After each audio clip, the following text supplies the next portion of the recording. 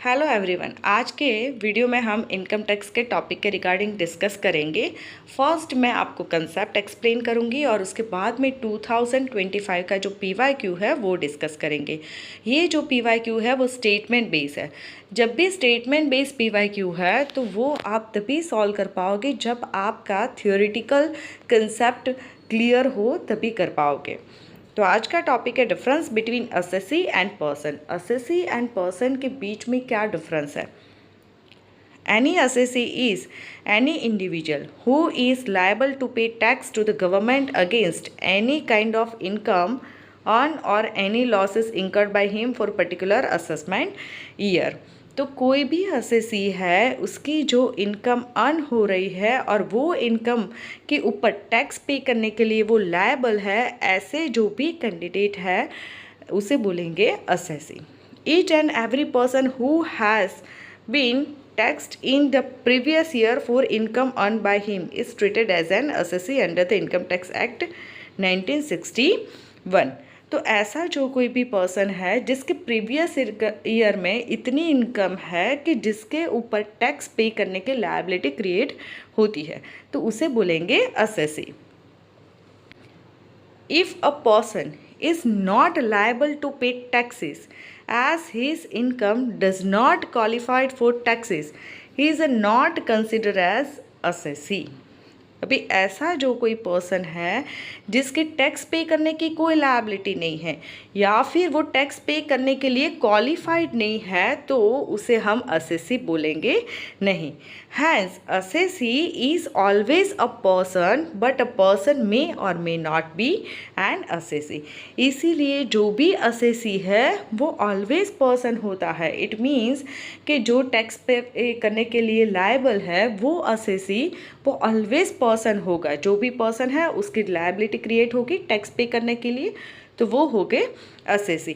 But person may or may not B assessee. अभी जो person है उसकी लायबिलिटी क्रिएट होगी तो ही वो असेसी बनेगा।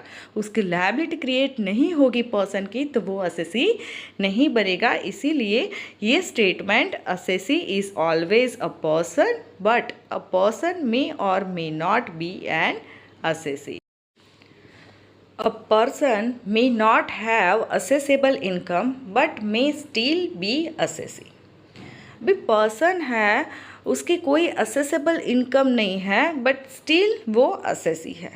अभी असेसेबल इनकम इट मीन्स ऐसी इनकम जिसके ऊपर टैक्स एप्लीकेबल है। तो ऐसे पर्सन के पास ऐसी कोई इनकम नहीं है जिसके ऊपर टैक्स एप्लीकेबल है, फिर भी उसे असेसी बोलेंगे। अभी असेसी तो हम उसे ही बोलते हैं जो टैक्स पे करने के लिए एलिजिबल है।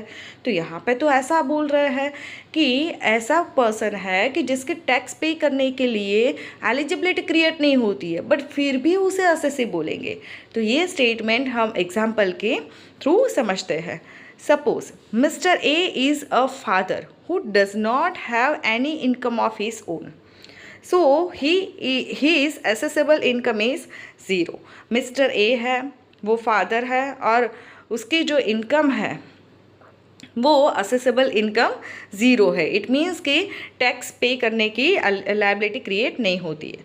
However his minor child's won prize in dance competitions ₹5,20,000 पर year is clubbed with mister A's income. अभी जो माइनर है वो टैक्स पे करने के लिए एलिजिबल नहीं होता है, तो माइनर की जो भी इनकम है वो उसके पेरेंट के साथ क्लब होती है, जो आप क्लबिंग चैप्टर में स्टडी करोगे। तो माइनर चाइल्ड की इनकम है वो उसके फादर के साथ क्लब्ड होगी। तो even though mister A does not earn personally, he becomes a liable to file the return and pay tax on behalf of his minor child। तो मिस्टर ए की इनकम नहीं है बट जो minor child है उसकी income है, इसीलिए mister A की लायबिलिटी क्रिएट होती है टैक्स पे करने की।